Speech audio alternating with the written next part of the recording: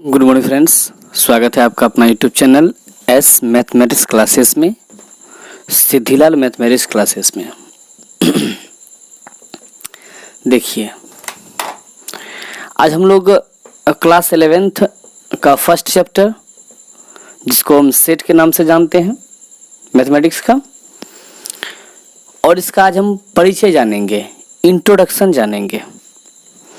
कितना अच्छा शब्द है। तो सबसे पहले हम ये कहेंगे कि सेट्स वर्ड की यूज, सेट्स वर्ड का जो यूज हुआ है वो सबसे पहले जॉर्ज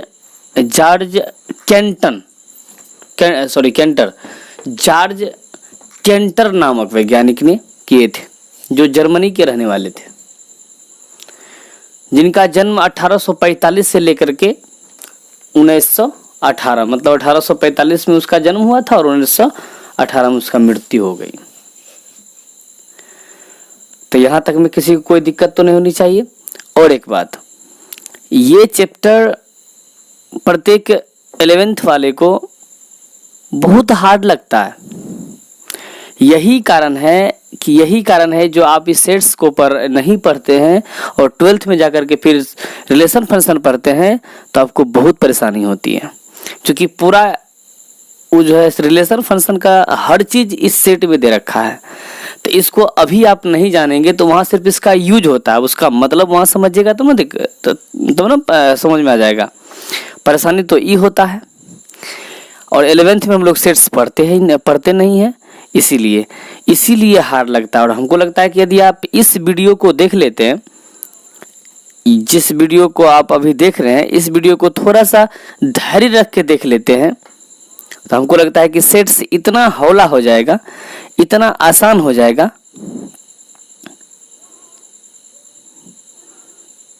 जितना कभी आप सोचे ही नहीं होंगे। आइए देखते हैं। और देखिए, ये जो हम लिख रखे हैं ना, ये सिर्फ पॉइंट है। और ये जो हम लिखे हैं, इसका मतलब ये होता है कि यदि हम आपके सामने में, वीडियो के सामने में लिखेंगे तो उस समय आपका वीडियो लंबा हो जाएगा, पढ़ाई कम होगी, समय ज़्यादा लगेगा। इसीलिए हम लोग पहले इस चीज़ को लिख के रखें और बाकी अभी सिर्फ समझाते हुए निकल जाएंगे। आइए देखते हैं। सेट है ना, समुच्चय। कहता है कि देखिए, सुपरिभाषित वस्तुओं के संग्रह को ही सेट कहते हैं। कहने का मतलब क्या हुआ कि वे वस्तु जो सुपरिभाषित हो, वे वस्तु जो क्या हो, सुपरिभाषित हो, मतलब परिभाषित हो, पूर्ण रूप में परिभाषित हो, हम लोग उसको क्या कहेंगे, सेट कहेंगे। हम लोग उसके संग्रह को क्या कहेंगे, सेट कहेंगे। चलिए, कोई दिक्कत, उसके संग्रह को हम लोग क्या कहेंगे, सेट कहेंगे। यहाँ पे मैं किसी को परेशानी, फिर से देख लीजिए। मतलब वस्तुओं के संग्रह को ही, किस वस्तुओं को, तो सुपरिभाषित वस्तु होनी चाहिए। कौन सा वस्तु होनी चाहिए, सुपरिभाषित वस्तु होनी चाहिए। सुपरिभाषित वस्तु को हम लोग क्या कहेंगे, सेट्स कहेंगे। चलिए, a collection of well defined object is called set. Object is called set. आइए अब हम पढ़ेंगे रिप्रेजेंटेशन। देखिए, यहाँ पे है, लिखा हुआ है रिप्रेजेंटेशन ऑफ अ सेट। मतलब हम लोग समुच्चय का निरूपण, समुच्चय कैसे लिखेंगे, समुच्चय का निरूपण कैसे करेंगे, समुच्चय जो लिखेंगे उसका निरूपण हम लोग करेंगे कैसे, यही बताया गया है। रिप्रेजेंटेशन ऑफ अ सेट, समुच्चय का निरूपण। अब हम देखिए, इस जगह हम एक रफ लेते हैं, समझिएगा ध्यान से। हम इसको पॉइंट नंबर ये वाला जो है आपको हम दिखाते हैं, इसके रफ पे दिखाते हैं। आइए देखते हैं हम लोग। चलिए, तो सेट को लिखने का जो तरीका होता है, सबसे पहले आपका मंझली ब्रैकेट देना अति आवश्यक होता है। ये मंझली ब्रैकेट के अंदर इसका अपना अपना फॉर्म होता है, जैसे कि 1 2 3 4 है ना, ये इसका। और इसके अंदर जो भी चीज है इसको हम लोग अवयव कहते हैं। क्या कहते हैं, अवयव कहते हैं। जैसे सेट ए हम ले लिए, इसको हम लोग क्या कहेंगे, अवयव कहेंगे, यानी कि एलिमेंट, यानी कि तत्व कहेंगे, है ना।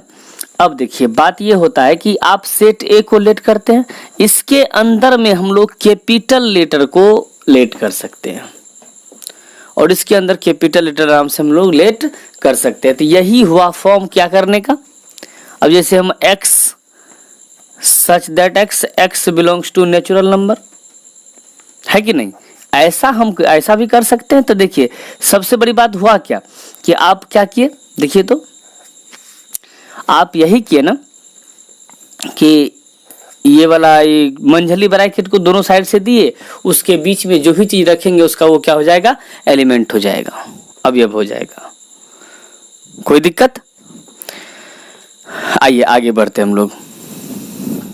अब हम लोग क्वेश्चन नंबर चलेंगे, क्वेश्चन नहीं मतलब जो समझा रहे थे, आपका पॉइंट नंबर चलेगा यहाँ पे, देख लीजिए ध्यान से।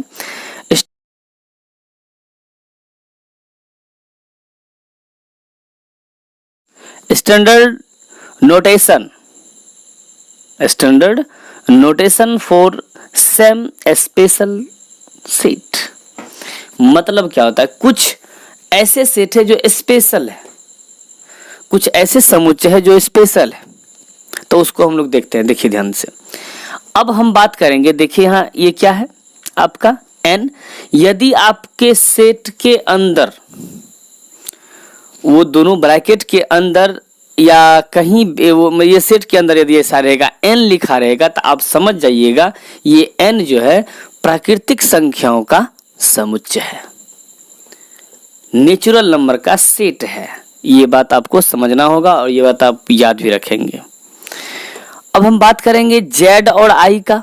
z को हम इंटीजर कहते हैं, इसको i से भी सूचित किया जाता है और z से भी सूचित किया जाता है। जैसे इंटीजर की चर्चा करेंगे, जैसे इंटीजर की बात करेंगे, तो इसमें कहने का मतलब ये हो जाता है कि पूर्णांकों का समुच्चय। देखिए पूर्णांकों का समुच्चय, इंटीजर आज पूर्णांक कहते किसे हैं भाई, तो पूर्णांक हम लोग किसे कहते हैं, पॉजिटिव निगेटिव के साथ साथ जीरो भी क्या हो, सम्मिलित हो, तो इसको हम लोग क्या कहेंगे, पूर्णांक कहेंगे। यहाँ तक में किसी को कोई तकलीफ नहीं होनी चाहिए। आइए देखेंगे। अब हम लोग आते हैं क्या, देखिए क्यों है। अब ये क्यों क्या है, तो क्यों परिमेय संख्या है, रेशनल नंबर जिसको हम लोग कहेंगे।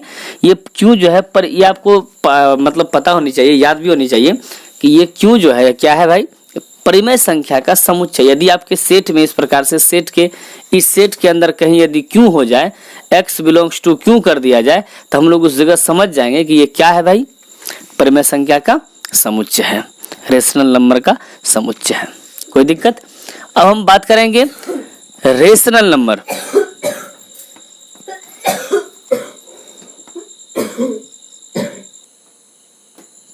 चलिए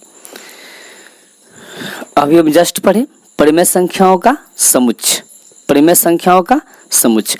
अब हम लोग जानेंगे, ध्यान दीजिएगा, वास्तविक संख्याओं का समुच्चय। मतलब यदि आपके सेट ए में, मतलब कोई सा भी सेट, सेट ए नहीं मतलब कोई सेट में यदि आपको आर दिखाई पड़ जाए, तो उस जगह हमको समझना पड़ेगा कि ये है क्या भाई, वास्तविक संख्याओं का समुच्चय, रियल नंबर का set, sets of real number, sets of real number. ये बात आपको समझना ही होगा, ठीक है। अब हम बात करते हैं किसकी, z प्लस की। ऊपर देख रहे हैं प्लस, वो z सेम चीज नहीं है, z प्लस की। तो z प्लस इसलिए लिखे कि देखिए उसमें निगेटिव पॉजिटिव दोनों होता है, तो z प्लस जो लिखे तो ये क्या हुआ, धन पूर्णांकों का समुच्चय। किस कौन सा पूर्णांक, पॉजिटिव मतलब क्या, धनात्मक पूर्णांकों का समुच्चय हो गया। अब हम बात करेंगे यदि क्यों का, तो क्यों क्या है भाई, परिमेय संख्या, तो परिमेय संख्या धनात्मक परिमेय संख्या का समुच्चय। अब यदि आर की चर्चा करेंगे, धनात्मक वास्तविक संख्या का समुच्चय। इस प्रकार से आपका ये चीज मतलब आपको समझना ही होगा और इसको थोड़ा सा याद कर लेंगे और अपने कॉपी में इसको लिख लेंगे। आइए अब हम जानेंगे, अब हम एक अच्छा चीज जानेंगे, meaning of symbol. Meaning of symbol, आप जो ये सिंबल देख रहे हैं, चलिए ये वाला पॉइंट हम लोग चलेंगे।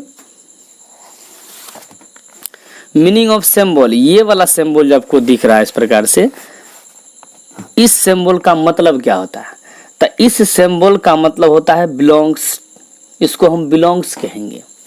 जैसे हम कह दें कि set A belongs to N,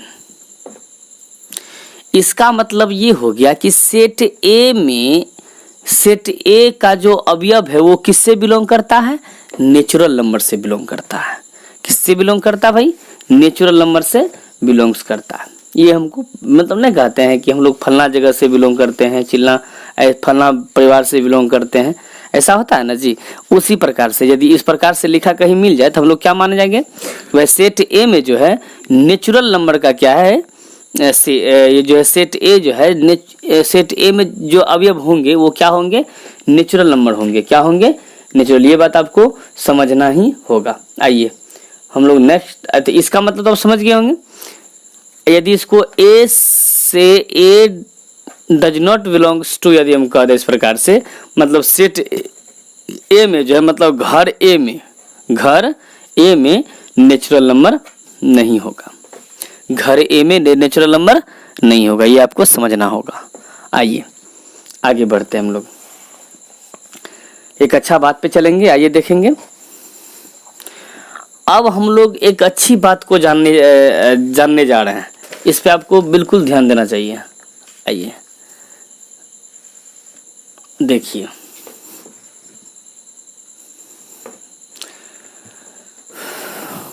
चलिए, method of representation of a set मतलब क्या हुआ कि हम लोग कितने मेथड से या कौन सा मेथड से हम सेट को रिप्रेजेंट कर सकते हैं, किसी को दिखा सकते हैं, किसी हम लिख सकते हैं कि मतलब कौन कौन से। तो इसमें आपका पहला चीज जो है, ध्यान दीजिएगा, ये पहला चीज जो आपका, इसको हम टेबुलर फॉर्म कहते हैं, है ना। इसको हम सारणी रूप, देख रहे हैं आप, सारणी रूप, है ना। या इसी को हम लोग रोस्टर फॉर्म कहते हैं, जिसको हम तालिका पूर्ण कहते हैं, सॉरी तालिका रूप कहते हैं। अब हम ये जानेंगे कि तालिका रूप होता क्या है ना, मतलब क्या, टेबुलर फॉर्म होता क्या है। आइए देखेंगे इसमें। अब जो हम बात करेंगे, ध्यान से समझिएगा, हम इसकी चर्चा करते हैं। टेबुलर फॉर्म यानी कि रोस्टर, दोनों बात एक ही है। आइए हम रफ लेकर के उसमें कर देते हैं, क्योंकि उसमें अच्छा नहीं लगता है। आइए रफ में हम कर लेते हैं। कहता है, इस रूप में समुच्चय के सभी अवयव मंझले कोष्ठ के अंदर एक एक करके अर्ध विराम दे करके लिखा जाता है। कहने का मतलब इस प्रकार से यदि आपको कहीं लिखा हुआ मिल जाए, सेट इस प्रकार से 1 2 3 4 5 6 7 8 इस प्रकार से कहीं भी लिखा हुआ मिल जाए, तो इसको हम लोग क्या कहेंगे? रोस्टर फॉर्म बोलेंगे, या फिर हम लोग बोल सकते हैं इसको टेबुलर फॉर्म। रेस्ट अब समझ में आ गया होगा। इस चीज को ऐसा यदि लिखा रहे तो इसको हम लोग क्या कहेंगे? रोस्टर फॉर्म बोलेंगे। ये बात समझ में आ गया होगा सबको, या टेबुलर फॉर्म बोलेंगे। जैसे ये भी हो सकता है, जैसे कि सेट ए में हम क्या कर सकते हैं, ए बी सी, है ना, डी ई, इस प्रकार से। ये सब कौन सा फॉर्म हो गया? रोस्टर फॉर्म, जिसको हम टेबुलर फॉर्म कहते हैं। यहां तक में किसी कोई तकलीफ नहीं होनी चाहिए। चलिए हम बात करते हैं दूसरा फॉर्म। ध्यान दीजिएगा, थोड़ा सा तेजी से कर लेते हैं हम लोग। दूसरा इसका फॉर्म मतलब इसका दूसरा रूप क्या है? तो सिंबॉलिक ऑफ फॉर्म, जिसको हम प्रतीकात्मक रूप कहेंगे, है ना। उसी का नाम है रूले फॉर्म, जिसको हम लोग क्या कहेंगे? प्रकटीकरण। देखिए थोड़ा हिंदी थोड़ा वो हो जाता है, प्रकटीकरण रूप। और चौथा इसी का नाम है, इसका 3, जैसे कि एक आदमी का 2-3 नाम होता है ना, उसी प्रकार से इसका 3 नाम दे रखा है। तो तीनों नाम को हम लोग जान लेंगे, ताकि कोई नाम भी यदि कहीं आ जाए तो हमको कोई दिक्कत ना हो। आइए, सेट बिल्डर फॉर्म। ये सेट बिल्डर फॉर्म क्या होता है? देखिए ये तीनों नाम एक ही था। समुच्चय निर्माण, प्रकटीकरण रूप बोल सकते हैं, प्रतीकात्मक रूप बोल सकते हैं, ये तीनों बात एक ही में आता है।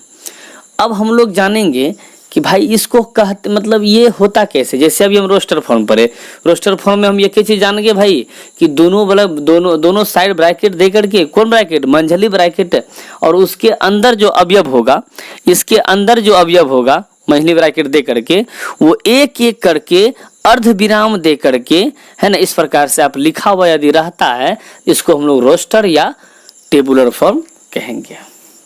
ऐसा तो हम पढ़े, समझ में भी हमको आ गया क्या। यदि अच्छा लगे तो थोड़ा लाइक कर दीजिएगा।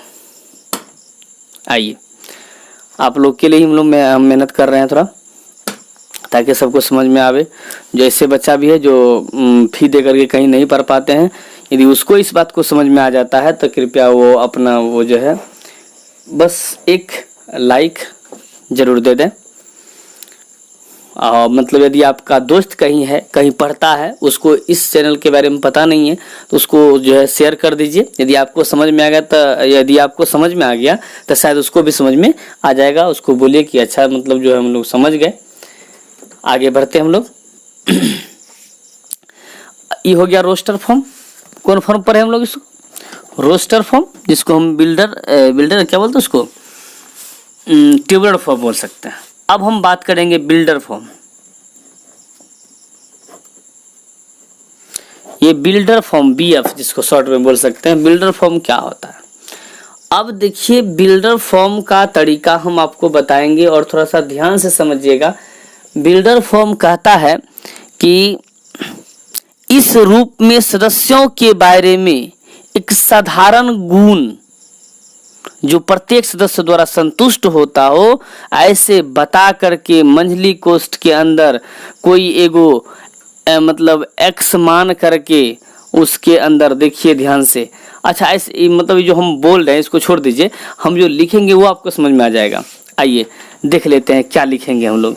यही जो हम लेट किए हैं, लेट ए सेट में इस प्रकार से है ना, है कि नहीं है। देखिए, इस चीज को यदि हम ऐसे कर दें x सच दैट, इसको हम सच दैट बोलेंगे, थोड़ा ध्यान दीजिएगा, इसको हम सच दैट बोलेंगे, ठीक है। x such that x belongs to natural number, x belongs to natural number, है ना, x belongs to natural number. या इस और इसमें और थोड़ा लिख देंगे, क्या ये लिख देंगे हम लोग,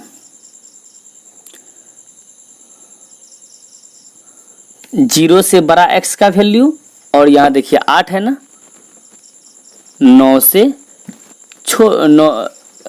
से छोटा और 0 से बड़ा x का वैल्यू आपका है। देखिए यही चीज लिखे हैं, कोई अलग सा दूसरा हम नहीं लिए हैं, दूसरा उदाहरण नहीं लिए हैं। इसको आप भी समझ सकते हैं और आराम से समझ सकते हैं। देखिए यहाँ पे x सच दैट x, जो इसको हम ऐसे भी कर सकते, देखो x ऐसे भी लिख सकते हैं, ये भी आपका बिल्डर फॉर्म कहता है, लेकिन हम लोग जो ज़्यादा यूज करते हैं यही फॉर्म यूज करते हैं और अच्छा भी लगता है। आइए देखेंगे, ये x such that x belongs to natural number, मतलब ये जो है क्या है, प्राकृतिक संख्या है कि नहीं है। और उसमें ये जो फॉर्म आपका लिखा हुआ है ये क्या है, 0, x का वैल्यू जो है 0 से क्या है, बड़ा है और 9 से छोटा है। जैसे राधे। अब बताइए, अच्छा दोनों एक जैसा है कि नहीं। लिखने का तरीका अलग है, लिखने का तरीका अलग है, लेकिन ये दोनों चीज एक ही है, ये दोनों चीज एक है। इसको हम रोस्टर फॉर्म बोलेंगे, रोस्टर रूप जो बोलेंगे, इसको बिल्डर फॉर्म बोलेंगे। इसको लिखने का एक और तरीका, x एगो तिरयाद इस प्रकार से दे दीजिए, x यहाँ लिखेंगे जो है x प्राकृत संख्या है, बोल सकते हैं इस प्रकार से, है कि नहीं, जो 0 से बड़ा और 9 से छोटा है। इसको ऐसे लिख भी सकते हैं। तो ये दोनों रूप को हम लोग क्या कहेंगे भाई, बिल्डर फॉर्म बोलेंगे और वो पर रोस्टर अलग हो। यही दो रूप लिखने का होता है किसको, सेट को। शायद आप लोग को समझ में इतना बात आ गया होगा। हम लोग पूरा ये चीज इसका पूरा इंट्रोडक्शन पढ़ लेंगे इस वीडियो में, तो इसके बाद जब हम लोग चैप्टर पे जाएंगे। आइए अब अच्छी बात, बहुत अच्छी बात, ध्यान दीजिएगा। अब यहाँ तक तो हम लोग जान गए। अब बात करते हैं कि फिनाइट सेट किसे कहते हैं। परिमिति सेट, बहुत अच्छी बात है, आपको आगे चल के ये काम देने वाले हैं, इसलिए इसको थोड़ा ध्यान से देखेंगे। परिमिति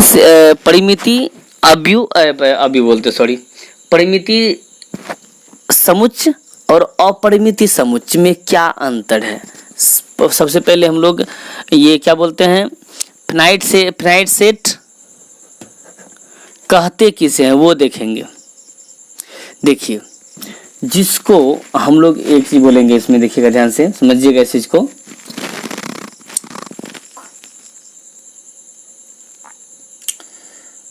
जिस समुच्चय के मतलब वैसे समुच्चय जिसके अवयव को हम क्या कर सकते हैं, काउंटिंग कर सकते हैं, गिनती कर सकते हैं। फिर से सुनिए, वे समुच्चय जिसके अवयव को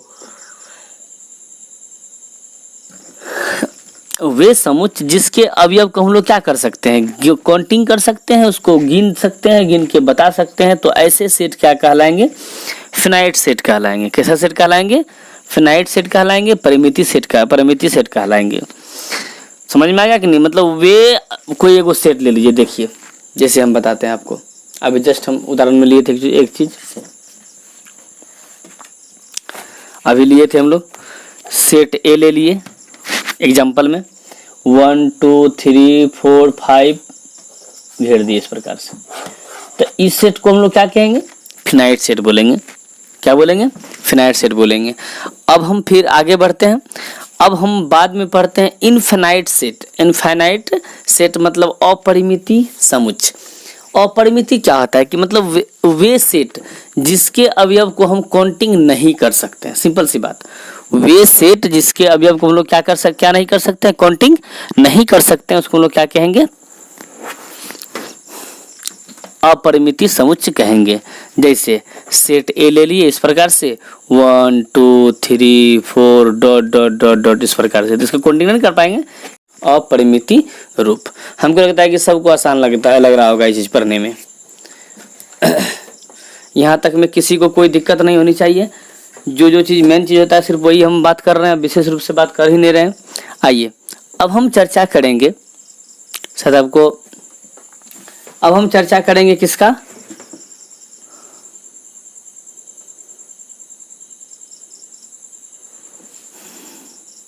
चलिए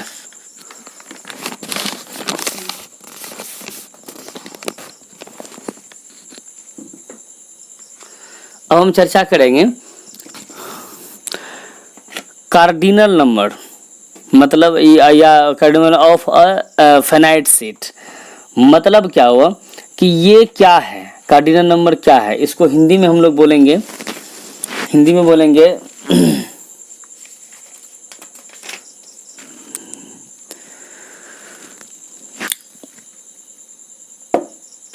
ये अवयवों की संख्या बोल सकते। चलिए देखिए ध्यान से इस चीज को समझिएगा, कार्डिनल ये वाला समझिएगा आराम से आप लोग।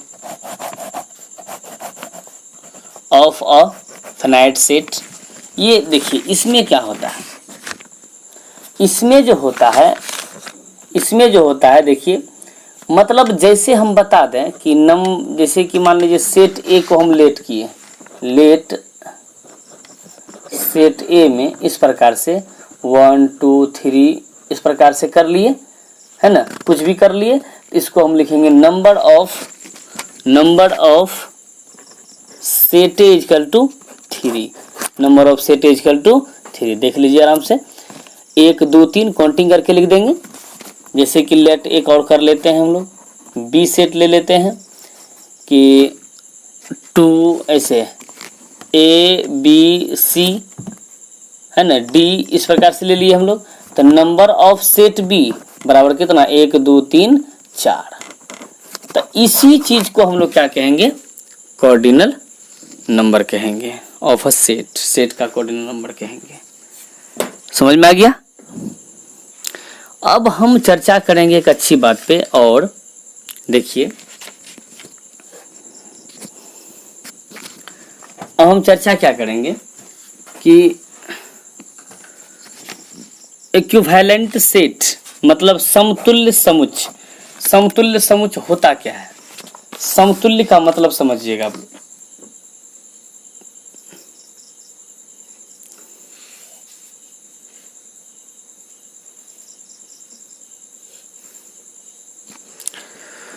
समतुल्य सेट का मतलब ये होता है कि हम रफ में समझाएंगे तो आप समझ जाइएगा। कहने का मतलब ये होता है कि दो परिमिति मतलब फाइनाइट, दो फाइनाइट सेट ए और बी हम लोग लेंगे, दोनों के अवयवों की संख्या क्या हो जाना चाहिए, समान हो जाना चाहिए। सिंपल सी बात है, समझने में कहीं कोई भारी बात नहीं है। आइए हम लोग पढ़ेंगे किस कौन सा, इक्विवेलेंट मतलब समतुल्य समुच्चय। कहने का मतलब ये हो गया कि न, इसको तो आप अभी जस्ट अभी हम पढ़ाए हैं, नंबर ऑफ, जैसे मान लीजिए कोई हम ले लिए क्या, लेट कर लिए हम क्या, सेट ए, इसमें हम ए बी सी डी ले लिए। चलिए फिर एगो लेट कर लेते हैं सेट बी, सेट बी इसमें ले लेते हैं 1 2 3 4। चलिए अब यहाँ क्या हो गया, यहाँ क्या होगा, इसको हम लोग बोल सकते हैं number of set A equal to number of set B. ऐसा कंडीशन यदि आता है, ऐसा कंडीशन यदि आपके मतलब सामने आता है तो आप समझ लीजिएगा कि ये क्या हो गया, समतुल्य समुच्चय मतलब ए का समुच्चय बी, एक ए का समतुल्य बी और बी का समतुल्य ए।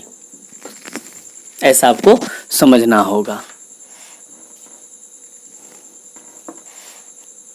समझ में आया कि नहीं। चलिए एक मिनट,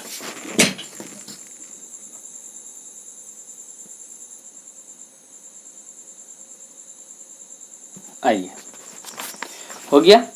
अभी हम लोग क्या पढ़ लिए, इस प्रकार से हम लोग पढ़ लिए क्या, इक्विवेलेंट सेट मतलब समतुल्य समुच्चय। मतलब इसमें आप एक ही बात याद रखिएगा कि सेट ए के नंबर मतलब सेट ए में जितना अवयव है उतना ही, चाहे कोई भी अवयव हो, एनीवन अवयव, कोई भी अवयव हो, सेट बी में होनी चाहिए। मतलब number of set A, number of set पहला, नंबर ऑफ सेट दूसरा, यदि दोनों का बराबर हो जाता है तो हम लोग ये क्या बोलेंगे, सेट ए और सेट बी एक दूसरे का क्या है, समतुल्य है। ये आपको पता होनी चाहिए। चलिए हमको लगता है कि समझ गए होंगे। अब हम एक अच्छी बात समझेंगे, सिंबल ऑफ इसका। देखिए ये अभी हम पढ़ेंगे, इसमें देखिए उदाहरण के तौर पे सिंबल ऑफ आपका ये वाला है, एक ये है और एक ये है। ये दोनों में क्या चीज है, ये क्या है, ये क्या कहता है, ये यदि कहीं लग जाए तो उसको हम लोग क्या कहेंगे। आइए देखते हैं। यदि आपको ये कहे तो इसको, इसका मतलब ये होता है कि को, देखिए को इंगित करता है, को इंगित करता है। कहने का मतलब हो गया जैसे कि यदि ऐसा कर दिया जाए, एक मिनट ध्यान दीजिएगा थोड़ा सा, यदि हम ऐसा लिख दें ए, इस प्रकार से लिख दें यहाँ बी, तो इसका मतलब ए जो है बी को क्या करता है, इंगित करता है। ए इंगित करता है, ए इंगित करता है किसको, बी को। यदि ऐसा लिख दें बी, इस प्रकार से हम लिख दें ए, तो इस समय क्या होगा, बी जो है इंगित करता है किसको, ए को। बी इंगित करता है ए को। ये बात आपको मालूम होनी चाहिए। कहे कि इस जगह कहीं न कहीं इसका मतलब आगे चल के ज़्यादा यूज है। चलिए आइए हम इसका चर्चा करते हैं, इसका मतलब क्या होता है। इसकी चर्चा जब हम करेंगे तो इसको हम लोग क्या कहते हैं कि इंगित करता है और इंगित किया जाता है। इसका मतलब होता है इंगित करता है और किया जाता है। आप लोग लिख लीजिएगा इसका मतलब, यहाँ भी मतलब आप देख करके लिख लीजिएगा, यहाँ बोल रहे हैं उसको आप लिख लीजिएगा, ठीक है। इसका मतलब वह इंगित करता है या और किया जाता है। इंगित करता है, इंगित करता है और किया जाता है। चलिए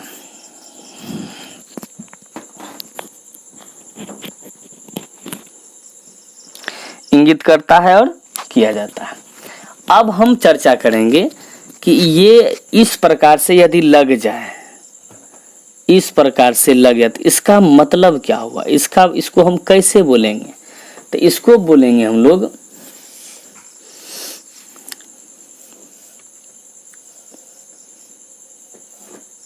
देखिए ध्यान से देखिएगा थोड़ा सा, इसको हम लोग बोल देंगे जो है ए,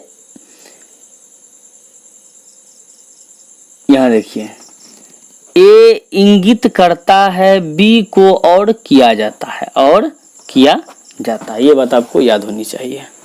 ये दो सिंबल के बारे में आपको पता होनी चाहिए। अब हम लोग एक चीज और पढ़ेंगे, आइए देखते हैं क्या पढ़ेंगे। देखिए एक चीज और आपके बगल में लिखा हुआ है, इसको हम लोग बोलते हैं इक्वल सेट। इक्वल सेट मतलब समान समुच्चय। आइए देखेंगे इक्वल सेट।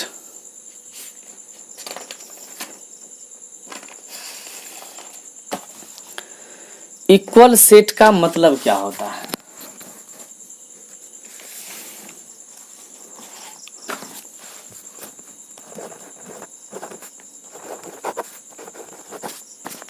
इक्वल सेट वहां लिखा हुआ है, हम यहां भी लिख दिए। इक्वल सेट का मतलब होता है कि देखिए कि दो सेट मतलब सेट ए और सेट बी, सेट ए और सेट बी के प्रत्येक सेट ए का प्रत्येक अवयव सेट बी में होना चाहिए और बी का प्रत्येक अवयव सेट ए में होना चाहिए। इसको हम लोग कहेंगे, मतलब कहने का मतलब क्या हो गया, सेट ए का प्रत्येक अवयव जैसे कि ए बी सी, ए का प्रत्येक अवयव इसमें बी ए सी ऐसा हो जाए। देखिए ध्यान से देखिएगा, सेट ए का प्रत्येक अवयव सेट बी में है कि नहीं है? सेट ए का प्रत्येक अवयव सेट कहाँ किस में है? तो बी में है। हम लोग यहाँ देखेंगे, देखिए इसको ऐसे लिख सकते हैं इस प्रकार से हम लोग। तो इसको हम लोग कहेंगे सेट ए जो है, सेट ए और सेट बी कौन कौन है? समान सेट है, इक्वल सेट है। सेट ए और बी कौन सेट है? इक्वल सेट है। कौन सा सेट है? Equal set. ये बात समझ में आपको आ गया होगा। इस चीज को हम लोग क्या कहेंगे? इक्वल सेट बोलेंगे। आइए, सेट ए बराबर सेट बी, ये दोनों आपस में बराबर है। ये बात आपको याद होनी चाहिए। इक्वल सेट फिर से देख लीजिए, इक्वल सेट। इक्वल सेट का मतलब ये होता है कि इसका अवयव सेट, जैसे सेट पहला में पहला सेट जो लिए हैं उस सेट का जो अवयव है दूसरे सेट के अवयव दोनों सेट में कहीं अलग अलग हो जाए उससे कोई मतलब नहीं, लेकिन जितना सेट मतलब जोन जोन आदमी सेट ए में है, सेट ए वाला घर में है, वहने आदमी फिर क्या होना चाहिए? सेट बी में भी होना। जैसे 5 गो भैंस रख दिए हम, क्या कर दिए? एक वो रूम में, ए वाला रूम में, अब 5 गो भैंस बी वाला रूम में, तब इस चीज को हम दोनों रूम को बोल सकते हैं ये दोनों इक्वल सेट है। ये भैंस का सेट और ये भैंस का सेट दोनों आपस में क्या है? इक्वल सेट है, दोनों इक्वल सेट। आइए अब हम लोग पढ़ेंगे। अब देखिए, अब थोड़ा सा ध्यान दीजिएगा। ये तो इतना चीज तो हम लोग समझ गए आसानी से, इसमें तो कोई तकलीफ किसी को नहीं होनी चाहिए। अब थोड़ा सा हम लोग एक चीज और समझ लेते हैं, थोड़ी सी बात है, इसके बाद तो हमको लगता है कि इंट्रोडक्शन खत्म हो जाना चाहिए। आइए अब हम थोड़ा सा पढ़ लेते हैं कि टाइप ऑफ सेट मतलब क्या? समुच्चयों का प्रकार। टाइप ऑफ सेट मतलब समुच्चयों का प्रकार।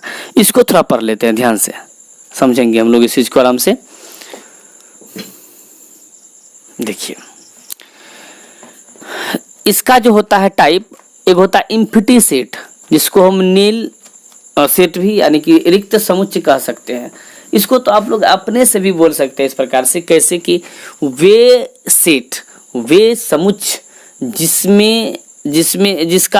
जिसके अंदर एक भी अवयव नहीं हो, जिसके अंदर एक भी अवयव नहीं हो। जैसे सेट ए ले लिए तो इसके अंदर क्या है? एक भी अवयव नहीं है। इसको हम लोग क्या बोलेंगे? इम्पटी सेट बोलेंगे या रिक्त समुच्चय बोलेंगे। बताइए, इसको समझने में किसी को दिक्कत नहीं। अब हम बात करेंगे,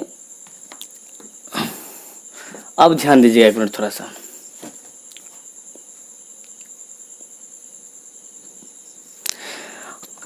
इसमें यदि कुछ नहीं है, जैसे देखिए सेट ए में नहीं है, तो इसको हम फाई से सूचित कर सकते हैं, कोई दिक्कत, रिक्त समुच्चय को फाई से भी सूचित कर सकते हैं। अब बात करते हैं एकल समुच्चय, सिग्नलेटॉन सेट। अब ये क्या होता है देखेंगे, एकल समुच्चय, इसको तो सिंपल बोल सकते हैं कि वे समुच्चय जिसके अंदर केवल एक अवयव हो। कहने का मतलब यदि हम बोल दें सेट ए में इस प्रकार से कि वे अभाज्य संख्या, बताइए वे अभाज्य संख्या मतलब जो 2 से भाज्य हो, मतलब वे अभाज्य संख्या जो सम संख्या हो, वैसे अभाज्य संख्या को लिखिए जो सम संख्या। तो दुनिया में वैसे अभाज्य संख्या कितने हैं, मात्र एक है, जिसको हम 2 बोलेंगे। एक ही है जो 2 है ना, और दूसरा संख्या नहीं है जो अभाज्य भी हो और सम भी हो, ऐसा कोई संख्या ही नहीं है, तो ये 2 है। अब हम इसको बोल देंगे एकल समुच्चय। क्या देखिए कितना नंबर ऑफ सेट कितना है, नंबर ऑफ सेट कितना है, 1 है कि नहीं है, तो नंबर ऑफ सेट 1 रहेगा, तो कोई दिक्कत नहीं है, इसको डायरेक्टली बोल देंगे हम लोग एकल समुच्चय बोल देंगे। अब पेयर सेट्स बोलते हैं। युग्म समुच्चय क्या होता है, युग्म समुच्चय क्या होता है, तो युग्म समुच्चय का मतलब होता है कि इस प्रकार से देखिए, सेट के अंदर, सेट ए लिए, इसके अंदर युग्म बना के हो। इसके अंदर युग्म बोले तो इस प्रकार से, जैसे कि 2 5 3 4 9 6 इस प्रकार से, है कि नहीं। इस पर मतलब सेट के अंदर भी युग्म बना के रहे, इसको हम लोग क्या कहेंगे, युग्म समुच्चय बोलेंगे, युग्म सेट, पेयर सेट बोलेंगे, कोई दिक्कत। अब हम एक चीज और चर्चा करेंगे, वो लास्ट चीज है, इसके बाद आपका चैप्टर स्टार्ट होगा, यहाँ तक में आपका इंट्रोडक्शन खत्म हो जाएगा। Set of sets, set of sets का मतलब क्या होता है, समुच्चयों का समुच्चय। इसको तो सिंपल बात है, ये सिंपल बात है। कोई सेट है, सेट के अंदर भी क्या हो, सेट के अंदर भी, सॉरी एक मिनट, सेट ऑफ, ये देखिए पेयर सेट में क्या होता है, ये नहीं पेयर सेट, सॉरी ये गलत हो गया।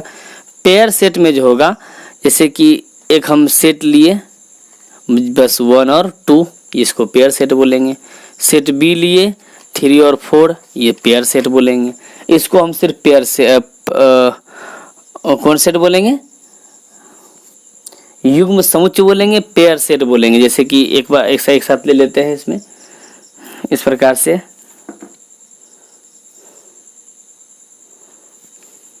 समझ में आ गया, इसको हम पेयर सेट बोलेंगे। सेट ऑफ सेट्स किसको बोलेंगे, समुच्चयों का समुच्चय, मतलब अभी जो हम बताए, समुच्चय के अंदर मतलब सेट के अंदर ही सेट बना हो, सेट के अंदर ही सेट बना हो, तो ऐसे चीज को हम लोग क्या कहेंगे, समुच्चयों का समुच्चय कहेंगे। शायद हमको लगता है कि आपको यहाँ तक समझ में आ गया होगा। इसके बाद चैप्टर बिल्कुल आसान हो जाएगा। एक दिन हम चैप्टर मतलब अगले इसके बाद वाले वीडियो में चैप्टर की बात करेंगे, चैप्टर की चर्चा करेंगे। तब तक के लिए नमस्कार। वीडियो देखने के लिए धन्यवाद। मिलते हैं फिर एक नए वीडियो के साथ अगले वीडियो में। जय हिंद।